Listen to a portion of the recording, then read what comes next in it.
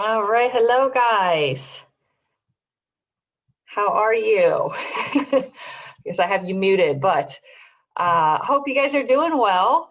I'm gonna go ahead and get started. We might have a couple people hopping in as we go, but I want to be respectful of your time and make sure we get started and leave time for any questions at the end. I'm gonna have you muted for now, but at the end, if you want to unmute and ask questions, please do. I love discussion. I love questions. I love curiosity. So for now, though, let's go ahead and get into talking about intolerances, allergies, and food sensitivities. But first of all, I want to say thank you for being here. I know not everyone could make this time because of work and everything, but I was blown away with the response on Facebook about the level of interest in this video. So I'm excited to have you here. For those of you who are here live, thank you for showing up. And for anyone who watches this later, I'm glad you're watching. So I'm looking to share news here, basically. I was hopefully want to start showing you some new paths that exist to validation of what you might have been going through, to answers that previously had been hidden, to steps that you can use to start to feel better. And real quick, to put you at ease, this is not a sale, not at all. So put the credit card away, don't worry about it. Yes, I do work with people, and if you want to, we can talk about that down the road.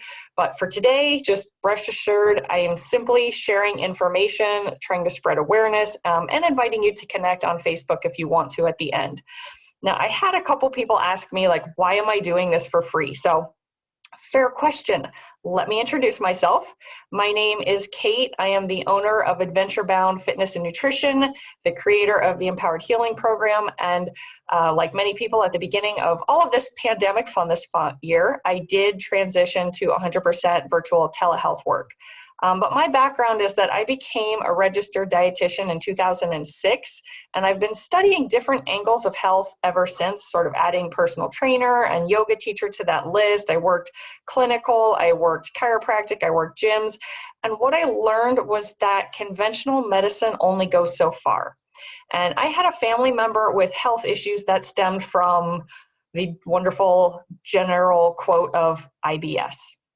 So it's bloating, body aches and pains, brain fog, insomnia, bathroom needs, all to the extent that holding a job became nearly impossible for him. And in one summer, without trying, this 6 foot tall man went from 170 pounds to 135. So for those of you who may have trouble visualizing that, like, that's bad. He looked like the 70-year-olds I was working with in the hospital that were feeding through tubes. Like, his skin was loose and pale, his muscle was atrophying, the ribs were poking out. And his doctors basically shrugged their shoulders and just said, well, you have IBS. Things sometimes just don't work for some people. And that was it. And he was passed from gastroenterologists to immunologists to sleep specialists, and nobody knew what to do. And that kind of drove me down this road of studying for holistic health and gut health, functional medical nutrition therapy. And we started doing our own work together. And what we found out is that he had massive food sensitivities. He had SIBO. He had an unnamed autoimmune disorder of the GI tract causing dysmotility, and that IBS mixed. And he even had cholera. So, like, cholera from the Oregon Trail, cholera. We didn't even know that was still a prevalent thing in the States. So where conventional medicine failed and had literally no ideas, functional nutrition therapy was able to step in. So for me, this was all such a close to home issue that it became my passion to help others learn as well.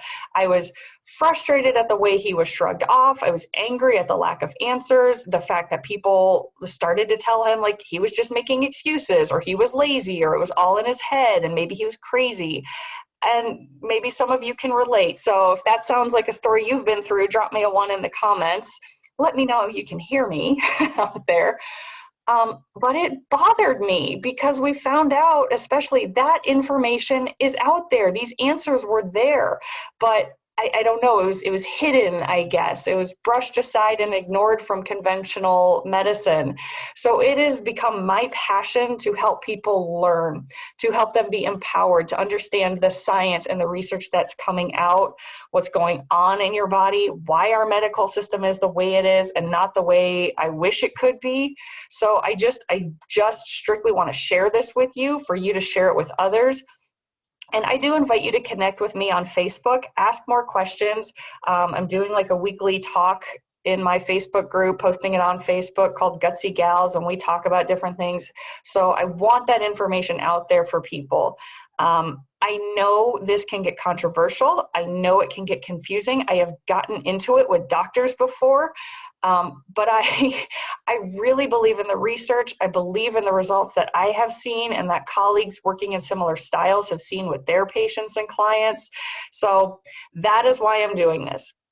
So whether you connect on Facebook or not, whether you want to work with me or not, whether you want to work with someone else, I just want you to be empowered to keep seeking out answers. There are answers out there. So with that said, let's get to this topic. Oh, let me see, got the chat going, you guys.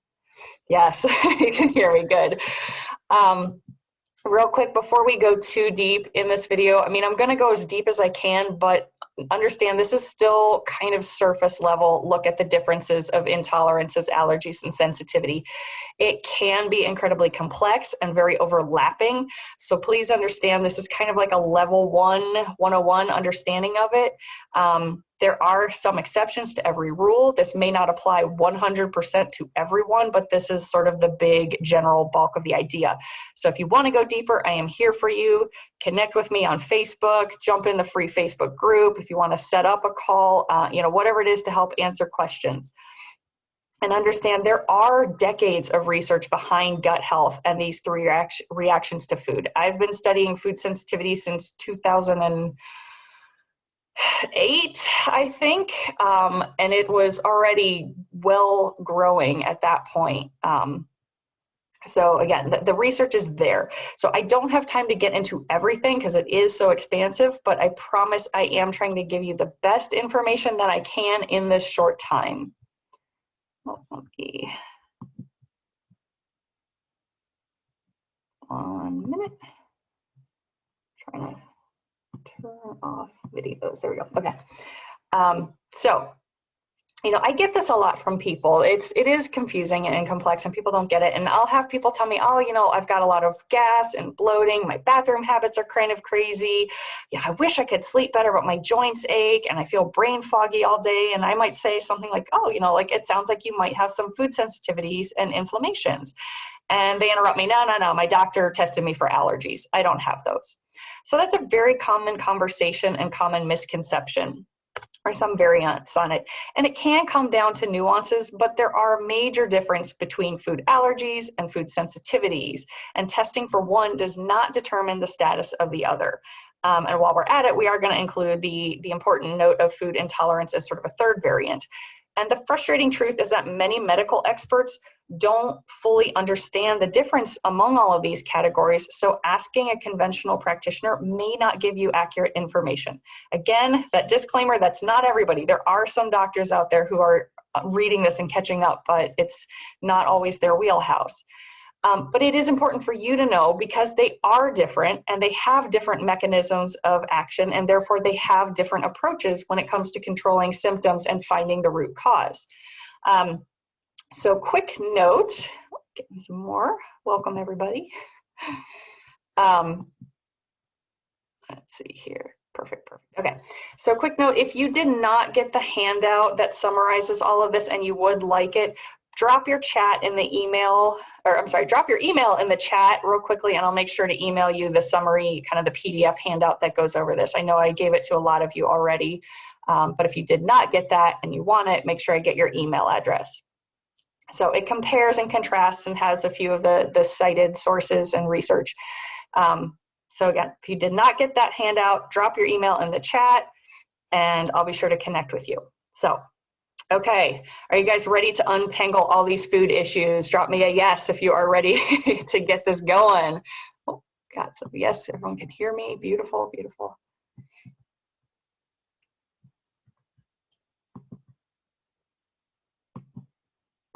Okay.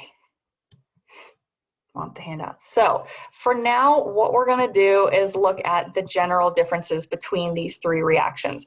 What is going on in the body? Where does it stem for? What are the different testing methods for intolerance versus allergy versus sensitivity? What are the different treatments or options?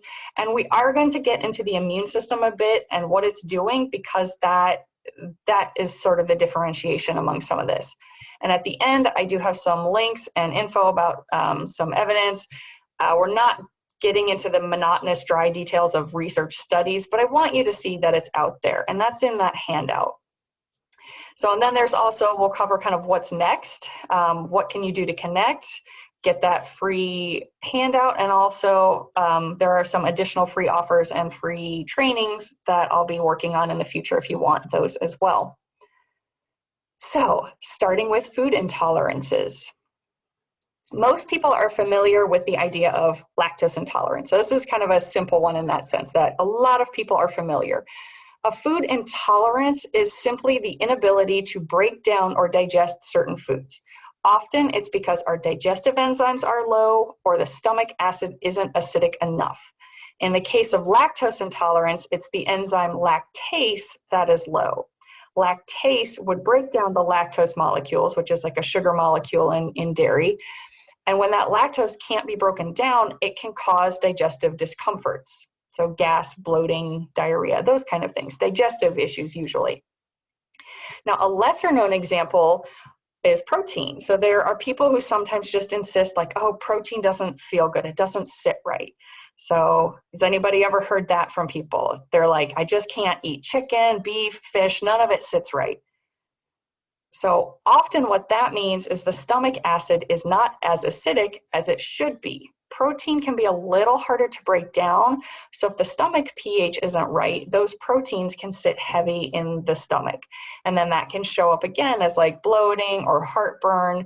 And just to kind of give you an idea, like long-term, like short-term, that's not a dangerous thing. That's not a life-threatening thing. But long-term, it means we're not absorbing enough protein because we can't break it down. And that can be a precursor to bone density issues and osteoporosis. So again, food intolerances, whether it's kind of a protein indigestion or a lactose intolerance or an enzymatic issue, it's not usually a serious disease. Usually it's just that it's very uncomfortable. And for some, it can be a little bit painful as they struggle to digest a food that their body just isn't cooperating with. So again, the symptoms tend to be predominantly related to digestive issues, such as bloating, gas, or sometimes diarrhea. The options for this, there's usually not a real good test for it so much as trial and error. So options are simply to avoid the offending food. So if you have a lactose intolerance, most people tend to avoid milk and dairy products and other lactose-containing foods, or you can supplement with the lacking enzyme. Now I'm a root cause person, like why don't you have this? So in some cases, you just don't have that enzyme because it's genetics or maybe it's age, but in other cases, people who've had a gallbladder removed, they might have some enzyme issues. Or if it's the low stomach acid, then we can work to rebalance that. But the key unique factor of food intolerances is that it's usually related to the stomach acid or digestive enzymes. It is simply that something within the digestive system is not cooperating. It is not related to the immune system. So that brings us to food allergies. And this, on the other hand, is where the immune system starts to come into play. And when it comes to symptoms, a lot of times, if you think about seasonal allergies, what kind of symptoms come to mind? Those are often the same things we see in the food allergies. So runny nose, sneezing or wheezing, itchy eyes. And that's what we're going to see with the food allergies. Your immune system is not happy and it responds nearly immediately to try to attack the offending food or chemical, and it ramps up a defense system in your body. So it's fairly quick after the contact or ingestion of the offending food, and it can have a range of symptoms. Again, usually they're kind of those allergen reactions, but it can be on the skin. So we'll see hives, itchiness, swelling of the skin. It can be part of the GI system, so that's an overlap with the food intolerance, but it can include vomiting and diarrhea. or it can affect the respiratory system. So coughing, wheezing, difficulty breathing. Common examples are shellfish, peanuts, fish, soy, sometimes dairy. And the thing with this one is, unlike an intolerance to food, a food intolerance, a food allergy can cause a serious or even life-threatening reaction by even eating a small amount of that food. And again, like the intolerance, it's pretty immediate. So one of the common things, I know it's been in the media in the past years, is a lot of caution and attention to kids in school and the peanut connection. So having to do like peanut-free birthday parties or a peanut-free table at lunch, because there can be such a devastating reaction for some people. So testing for this is often done with skin prick tests or like skin patches or scratches and different things kind of on your skin, noting which pinpoints get red and swollen. Typically, the general treatment is simply to avoid the food, maybe carry like an EpiPen or a medication if directed to mitigate if you do have a reaction. And there are some emerging therapies that are being looked at, but not yet completely regular. We're doing like a super, super microscopically small amount of an introduction, kind of like a dust particulate size or smaller, might help the body create a tolerance to the food. But this research is still ongoing, so it's not common practice yet. Another response I've seen is if you get to take a hyperactive immune system and reduce that inflammation, reduce the hyperactivity, it can, because these are both, because food sensitivities, which we'll get to, and food allergies are related to an overactive immune system, if we can calm that down, sometimes we can see a reduction in the actual food allergy response.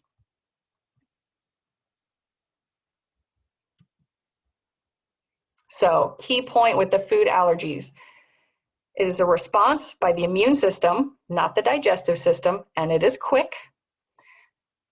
But what we want to note is within your immune system, it is happening with what is called an overreaction of the immunoglobulin E, your immunoglobulin E or IgE. That is a part of your immune system, one little part of it. So we're going to do a little detour here because understanding immunoglobulins is important for understanding the difference between food allergies and food sensitivities. So everybody with me still, drop me a 1 if you are good, if that all makes sense so far. 1, good, awesome, okay. Good, yeah, perfect, okay. So, big crazy word, but immunoglobulins, it's a part of your immune system. They are antibodies, or think of them kind of like warriors fighting to protect you. They are made by your body to protect you from invaders, such as bacteria or virus. They can cause things like inflammation and heat. So if you think of like when you get a cold or flu, maybe you get a fever, maybe you get some aches, or if you get a cut on your skin and it swells and it gets puffy. So that type of reaction from our immune system is good. It's controlled and it's fighting an actual bad invader. But sometimes immunoglobulins can also get triggered from foods or chemicals that otherwise would seem safe. Again, such as like peanuts or shellfish in the case of allergies. So again, trying to keep this simple, trying not to get too deep into this chemistry and biology. Your immune system has other immunoglobulins as well, in addition to the IgE. There's IgG, IgA, IgM, and IgD. And they can also cause symptoms when triggered into an immune defense in your body, but they are not considered allergies. Only the IgE is considered part of your allergic response. So that's what brings us then to food sensitivities. Food sensitivities cause all those non-IgE reactions in the body due to that food or chemical. So it can include essentially a response from IgG, IgA, and IgM as they release mediators, which we'll come back to. So if you have an allergy test, you are only seeing things relating to the IgE. You are not getting to see the other immunoglobulin responses. And triggers can be hard to determine in food sensitivities. I've seen them range from everything from like blue dye number 3 to kale, from ginger and sugar to yeast. So I do encourage people to do an anti-inflammatory challenge before doing blood work, because there can be good results with just that. I often run, and we'll be doing another one soon, 7-day IBS and digestion empowerment challenges on Facebook. No cost. It's a great time to try it out. 7 days, clean, low inflammation foods. We remove like gluten, dairy, sugar, alcohol, soy, all these common inflammatories and common sensitivities. And for some, that's enough. It kind of reduces the bloat, boosts the energy, starts to regulate the digestion again. And if so, like, that's awesome. That can be enough. For others, though, it just helps rule out that general plan. And it lets you know you need to dig deeper and find those personalized sensitivities, find those specific food triggers that are unique to you. So of note, for those of you who are in the Facebook group, the Thrive for IBS and Nutrition, if you join that, check out the unit section. There in the nutrition section, there is a PDF of that food plan and gives you some ideas for meal plans and portion control. And feel free to ask questions about it. So a test for food sensitivities, if that kind of trial and error doesn't work, you would get a blood test for this. So it helps you find your specific food triggers. And I do recommend it for nearly anyone who wants to improve their health, just because it is such a good anti-inflammatory program. So food sensitivities tend to occur in the majority of the population to at least some degree. And they stem from damage to the gastrointestinal lining, your GI lining. So again, kind of keeping this as simple as I can. Know that it can get a lot deeper than this, but to try to hit the basic idea, if you think of your stomach and intestinal lining like a fine mesh net or a filter. So think of kind of like coffee filter. So if you're brewing your coffee, you've got this nice filter, it keeps all these chunks out, and all you get is your flavored water, basically. But if that tears and it goes into your coffee, you know, what's the typical reaction? Like, yuck, nobody wants chewy or crunchy coffee. Likewise, your intestines should be a very fine strainer or mesh. Only after your stomach and digestive processes break down foods into their tiniest parts should they be able to squeeze through that mesh. But if it gets damaged, little tears or problems in that lining, then chunks of things, so to speak, can sneak through. Things that your immune system doesn't recognize because that normally shouldn't be there. So what's the result? Your immune system kicks in. It kicks up inflammation and your body attacks. So this is kind of a picture of your actual anatomy going on. You can see here, this up here would be where food is. Then this is your stomach lining, your lining in the small intestine. And that is what, then you got the blood in that, so things can come through into your blood, and your immune system circulates here in the blood. So normally, you can see these tight junctions on the left where things are close, this tight, fine mesh strainer. But if things break down the integrity of that protective wall, widening the gaps or tearing up the cells, then we start to increase your body's reactivity to certain foods. And this is what's called like hyperpermeability or leaky gut or intestinal perforation. And so now as this is damaged, it can let certain things into your body, bacteria, fungus, or other things get into that bloodstream. And your immune system doesn't know what to do with it, because all these toxins, microbes, and food particles now flood the bloodstream. The immune system marks them as dangerous invaders and creates inflammation responses to get rid of them. So, and what happens is translocation is the idea, this process of these larger molecules moving through the barrier now that the gut's perforated, and it can result in allergies, sensitivities, autoimmunity, high levels of inflammation, and so on. So your blood and immune system is on the other side of that torn mesh. And then when these bigger components of food are getting through that GI lining, again, that leaky gut or intestinal permeability, when they shouldn't, your immune system has no idea what to do. So your immune system thinks invader, rallies the troops to attack. And it uses those non-IgE methods to do this, calling upon the IgG, IgA, IgM, and IgD.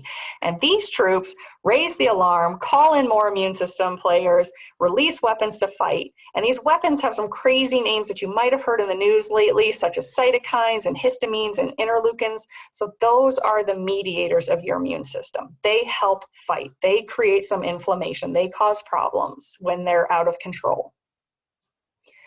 So where food sensitivities get to be really tricky, especially the symptoms, they can be delayed for as long as 3 days. So you can eat a food today and not notice any change in your bowel habits or any aches and pains or any brain fog for 72 hours. And then again, those symptoms, they range all over the place. So it can manifest in such a variety of ways as all those mediators circulate the body. So you can see here, it can have GI issues. So we see food sensitivities with IBS, bowel issues, heartburn, GERD, cyclical vomiting syndrome, bloating. It can manifest in the skin through eczema, psoriasis, dark under eye circles, little bumps on the back of the arms or legs sometimes. Sinuses, we see exacerbated seasonal allergies, throat clearing, congestion, like coughing while eating. It can be related to pain, such as joint aches and stiffness, arthritis, fibromyalgia. And then wellness, it can just be part of brain fog, weight struggles, high or low, just depends, energy production, and then just the immune health overall. People can be more prone to getting sick easily as this immune system is constantly on alert. So a variety of factors do come into play. It's not just the food sensitivities, but they're a common part of what adds up to a large variety of medical conditions. So addressing all the different pieces of this, such as the gut health, medications, stress, GI damage, your immune system, and the food sensitivities, bringing it all cohesively together can help address and start to rebalance some of these conditions here. So you can see this big list. Maybe you recognize some of them. Maybe you're struggling with some of them. So what I usually like to do, and what you can do, is to see if you possibly have some food sensitivities.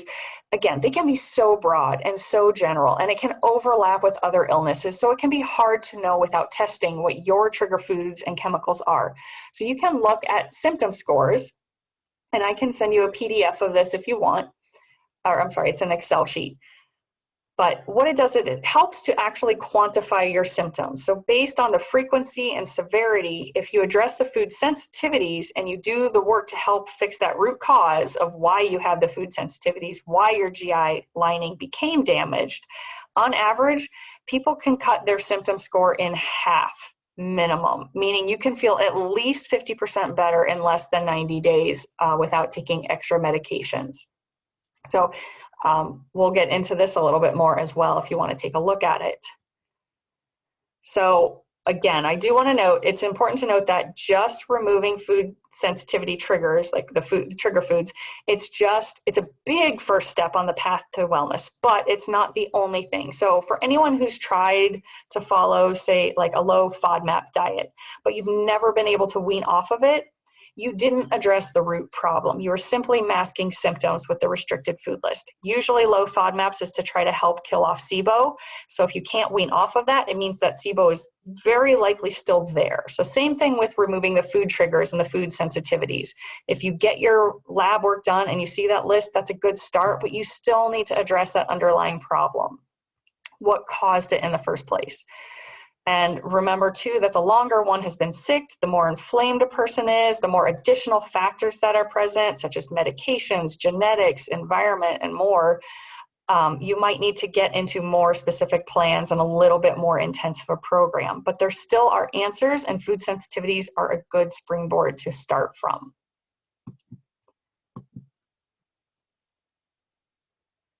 Okay. And so, just kind of a comparison.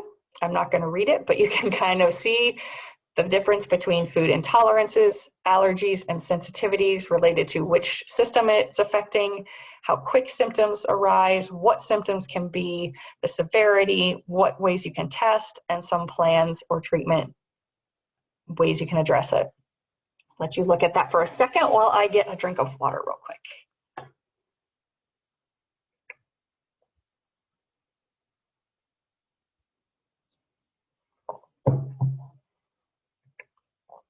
Okay. So I want to hit on a subcategory here real quick, celiac disease. Because again, a lot of people kind of get this all mixed into this web of food issues. So the difference is celiac is an autoimmune condition that requires people to avoid gluten. And now gluten is a protein found in certain grains, the most well-known being wheat. An autoimmune disease is when your immune system is hyperactive and loses its ability to distinguish enemy from self, and it turns on your own body. So examples are in multiple sclerosis, your immune system kind of eats away at the myelin sheaths, protecting your neurons and your nervous system. Type 1 diabetes, it's tearing up the pancreatic cells that make your insulin. And in celiac, it's basically shredding up the small intestinal cells. So there's, again, kind of a lot of similarity to food sensitivities that damage your small intestine, but it's not exactly the same mechanism. So the autoimmune condition does have a tight correlation with food sensitivities since they're both affected by a hyperactive immune system, and the damage and inflammation from food sensitivities can exacerbate an autoimmune condition, but they're not the same thing. And that's kind of all the deeper I'm going to go on this for now. Autoimmune is complex, so we're not going to cover that anymore today. But just to kind of point that out, celiac disease is not a food sensitivity, it's not an allergy, it's an actual autoimmune condition. But there are non-celiac gluten sensitivities. So again, this is a specific food sensitivity that just happens to have its own kind of name. And a lot of people get told that they'll feel kind of crappy eating wheat or pasta or gluten containing foods, and when they take it out they feel better, but they'll be told like, well, you don't have to avoid gluten, you don't have celiac. But that's not always true. There are plenty of people who have sensitivities to gluten and wheat without the official autoimmune condition. So people with non-celiac wheat sensitivity can experience symptoms very similar to those of celiac, and it resolves when the gluten is removed, but they don't test positive for celiac through the actual biopsies and testing. So it can be brain fog, depression, ADHD-like behavior, abdominal pain, bloating, diarrhea, constipation, headaches, bone and joint pain, chronic fatigue. So again, and that's all from the Celiac Foundation, you can see there's that overlap to food sensitivities. It is systemic through the whole body, just depending how it affects a specific person. So in July 2016, Columbia University Medical Center had a team of researchers who published a study confirming that wheat exposure to some people does trigger those non-IgE mediators and damages the intestinal cells, which tears that mesh. So if that's been your story, don't let a doctor make you feel bad if you want to be gluten-free and they roll your eyes at you and say, but you don't have celiac. Like, that's okay. If you feel better and you know it, do what you need to do to feel good. Listen to your body. So I hope you haven't had too much exposure to doctors kind of poo-pooing your inquiries to food sensitivities, but it does happen. I have been jaw-dropped at the number of gastroenterologists who have chastised me for my work and my research. Like, they say it's all a myth, they say it's a scam, even though I can show them the peer-reviewed, published research out there on PubMed through the Institute of Health. So it is out there: intestinal permeability, inflammation and disease, and food sensitivities. So some of those handouts, some of those sources are on that summary handout for this presentation. So again, if you did not get that PDF and you want it, just pop your email in the text. And it was just a couple resources, but it was like Harvard, the National Institute of Health, the Celiac. So no, the research is out there. It is complex and it is often misunderstood, but it is there. And that's why I've been studying food sensitivities and gut health for over a decade, because it's complex and evolving. So in conclusion, kind of overall here, though food reactions are common, they can be challenging to understand which body system is at play, what's the physiology going on, what is triggering it. Identifying the cause can be difficult and time consuming, but it is worth it to take the time and effort to do the trial and error or do the testing, because once you've identified the problem and the food or foods that are triggering it, you can create a comprehensive lifestyle and nutrition protocol to get you on the road to reclaiming your body and feeling your best and feeling like you again. So something I'm offering to people who are listening to this. If you want to find out if you may be dealing with food sensitivities and intestinal permeability, here's what we can do. Here's a couple things got going on. So I can provide that symptom score sheet, and you can complete it and email it to me. Email is kate@playfullyfierce.com, and we can use that to start getting an idea of what might be going on and if food sensitivities may be at play. We can set up a free strategy session on Zoom to get a strategy in place, to kind of dig in, see where you're at, where you're trying to go, and if I can help you or maybe point you in the right direction of someone who can, or a good book, or the diet plan, block off an hour to talk about it and see what we can do. So that is one free offer you guys have. Another, as the research behind gut health is expanding, good tests and protocols are coming to light. But inevitably, that also means that rushed tests and misunderstood tests or cheap tests are coming out as well. So there are some shoddy tests out there. So I am making another upcoming training, and that's going to compare the various tests and food lists and protocols. So this video is just to look at the difference between food intolerances, food allergies, and food sensitivities. But if you want to get in on the training about food sensitivity testing, so we can look at ALCAT, ELISA, IgG only, IgG and IgA, the mediator release, really digging into the science and the research behind it. Again, email me, kate@playfullyfierce.com with the word sensitivities, and I will add you to the email list to be notified when that one is ready.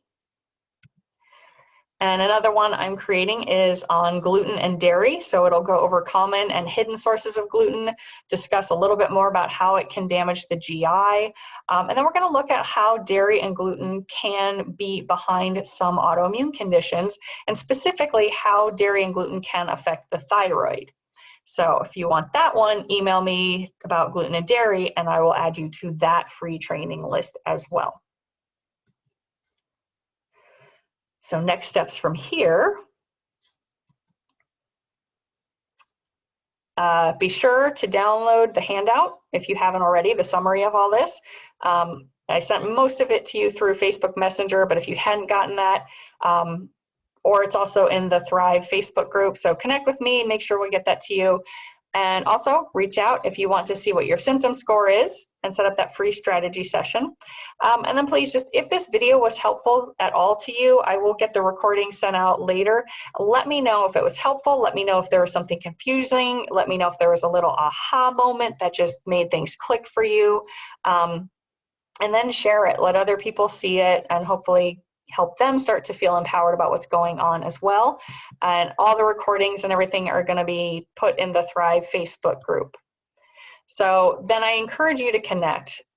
It is a conflicting area. There is a need for support, for answers, for validation.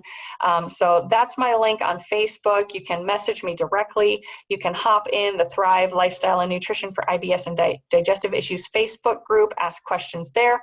This recording is going to go there. There's other handouts there, and I'm continually building more content to add to the various units in the group to kind of talk about and show how nutrition plays a role in IBS and gut health, how sleep does, inflammation, exercise, and more.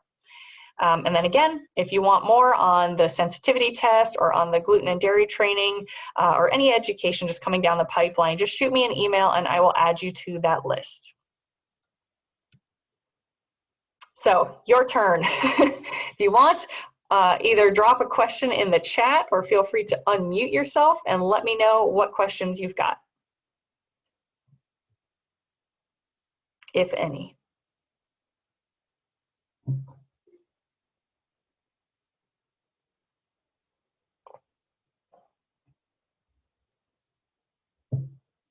If you have no questions, just drop an X in the chat so I know you do not. And we'll move on.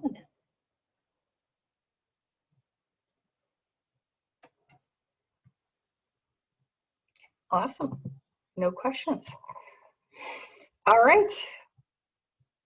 Well, that is awesome, guys. Thank you for taking the time to join me today to learn, to be empowered on your own journey. I look forward to connecting with you on Facebook, maybe at a future training. And I will catch you later. So stay strong, guys. Stay empowered. Keep seeking out answers. There are answers out there. And I will see you guys later.